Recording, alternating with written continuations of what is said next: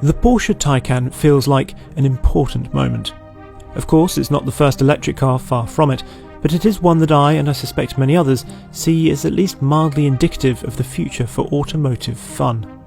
If anyone can give us a glimpse of how an EV might be exciting and involving to drive in more than just a drag race, surely it must be those purveyors of the 911. Of course, I realise that the Taycan is a sports saloon, not a sports car, but even in cars like the Panamera or Macan, the engineers manage to instill a certain Porsche quality that elevates them in the driving stakes compared to competitors. Has that same essence survived in the Taycan? Perhaps I shouldn't be expecting a eureka moment, the finished article, but I do at least want the car to show promise. This then feels like quite a big moment, really. The first driving review of an electric car that really should be for me. To start off, it's very simple. As soon as you get in, it seems to be already up and running. It's in park at the moment, and then we've got this lever here which is straight out of the 992.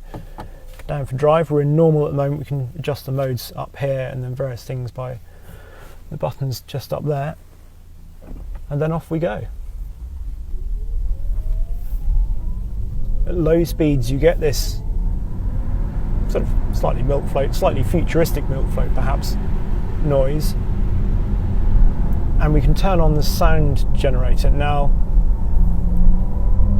that gives you really spooky noise, and at first it sounds quite nice. I quite like it. It seems it's quite reassuring somehow, having a noise of some description, and it's different and it's quite fun. But then after a while, actually, because it doesn't entirely match necessarily, or I don't feel it matches entirely what you're doing with the car, it can just get a bit annoying, so you tend to turn it off again and enjoy the silence. Accept silence because you understand how critical it is that a car like this is quiet. There's a bit of wind noise up here, a bit of tyre noise when you're going more quickly, as you would get in, say, a 911 turbo, for example. This, by the way, is the top of the Taycan tree, the Turbo S. Let's leave aside the questionable naming strategy for a moment and focus on the figures. A 93.4 kilowatt-hour battery powers two permanently excited synchronous motors, one on each axle. 616 brake horsepower is available all the time, and 750 brake horsepower is available on overboost, along with 774 pounds-foot of torque. There are huge carbon ceramic brakes, 420mm on the front, 410mm on the rear, and rear axle steering. 3-chamber air springs are paired with double wishbones at the front and a multi-link setup at the rear. Range is a claimed 256 miles according to WLTP testing. Through town and on the motorway, it's instantly a very easy car to live with. It's a big car, you can feel the weight straight away, but it rides well, and it seems to just pile on its speed, not when you're doing anything particularly silly with the accelerator. It just accumulates speed in the blink of an eye, and because there's no sound to tell you how much speed you're adding, there are no revs to get involved with, you actually have to concentrate really quite hard on the speedo. Certainly I do, because visually, obviously on a motorway, it's, say, difficult to know whether you're doing 110 kilometers an hour, 130 kilometers an hour, or 150 kilometers an hour, because the references are further away from you. So you need that speedo. You rely on it much more than you would, I think, in an internal combustion engine car. One thing that I instantly found quite disappointing, you can change the regen on here, so automatically it just leaves the regen off, so you come off the accelerator and it just coasts. There's no regenerative braking, there's no engine braking, obviously. So I've found it better to have the regenerative braking on, but I would like more regenerative braking, or at least the ability to add more in, to change it, because they claimed that you could drive around every day and for 90% of the time not actually use the brake pedal, just because you could come off the throttle and the car would automatically slow, which it does, but for me it doesn't do it enough. In use, well, we've got this lovely interior. You sit quite low compared to the dash, but you still feel when you got into the car, you don't quite drop down into it. Obviously we've got all the batteries below us, so you don't sit quite as low as you might initially expect, or sort of sitting in it on most show stands, when it felt like you were sitting really low behind this lovely dash here. Touchscreens, Slightly curious when I got in because this is a touchscreen, but this one down here is haptic feedback, so you go for this, but actually you need to give it a bit of a press, which you don't with that one, which is a little odd, but just a small thing. So as a car to live with every day, yeah, I mean it all works. It's very relaxing and soothing. It's very easy, to be honest, to live with. Can't see why you wouldn't have one, assuming you could afford the rather large price. But what I really want to know about this, what I'm intrigued about is a Porsche, albeit not a Porsche sports car, a Porsche sports saloon, is it something I can get excited about on a good piece of road? Before we tackle the good piece of road, it seems best to make sure we're fully charged. Interesting, of course, that this won't affect the weight distribution like it would in a petrol car. Anyway, the Taycan's 800 volt system means it can charge at up to 270 kilowatts, if you can find the right Ionity charger like this one, which are currently based at 400 sites around Europe. This in turn means you have about 20 minutes to kill while the car goes from 5 to 80% charge. So here are 6 things you could do while you're charging your Taycan. Number 1. Stand by the car like you used to at a fuel pump. Number 2. Refuel yourself. Number 3. Go and listen to some old-fashioned internal combustion engines. Number 4. Explore the surrounding countryside. Number 5. Do some weight saving. Number 6. Sniff some petrol, just for old time's sake. And before you know it, the batteries will be 80% full and you'll be on the road again with around 200 miles of range. Time for some more enthusiastic driving. It's strange, as soon as you start accelerating you feel like, now I feel like I do need a paddle, particularly actually coming into corners. It would be nice. I remember the SLS Electric, I think, had a paddle where you could increase the regen coming into corners. It feels like I understand that now. I didn't at the time, but I get it. So, coming up to the corners, the steering is accurate. There's quite a nice weight to it, but you don't get the sort of the change in weighting into corners to let you entirely know where you are, but it is accurate. And you can feel where the outside of the tyre is.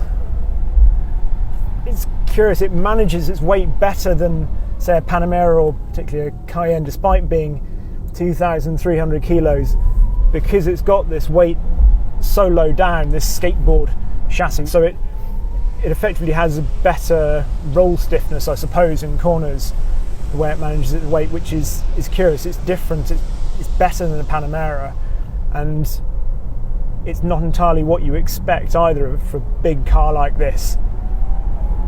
It's so quick between the corners. In the wet like this, you feel there's actually a bit of a disconnect between, or an imbalance I suppose, between how quickly it can accelerate and then how quickly it can decelerate again, because you are trying to stop in the way it propels 2,300 kilos up the road, and then you get to a corner and you really notice the weight then suddenly as you come into a corner and need to stop it all again. Through corners, because you've always got exactly the same huge amount of throttle response, you can end up driving quite jerkily through a corner initially. You have to sort of recalibrate your right foot to be really, really sensitive through a corner. And you haven't got that option of obviously, say, using third instead of second, or even fourth, particularly in the wet where you think, oh, it might be nice just to keep the revs low and lean on the torque, not have so much response. And you don't actually have that option in here. You've just always got that huge volume of instant torque, so it needs careful managing. Now in some ways the straight line performance is what everyone talks about. 0 to 60, 2.6 seconds, it's insanely fast, but I'm trying not to say ludicrous, because everyone says ludicrous because that seems to be what's associated with electric cars' acceleration. But long straight piece of road here,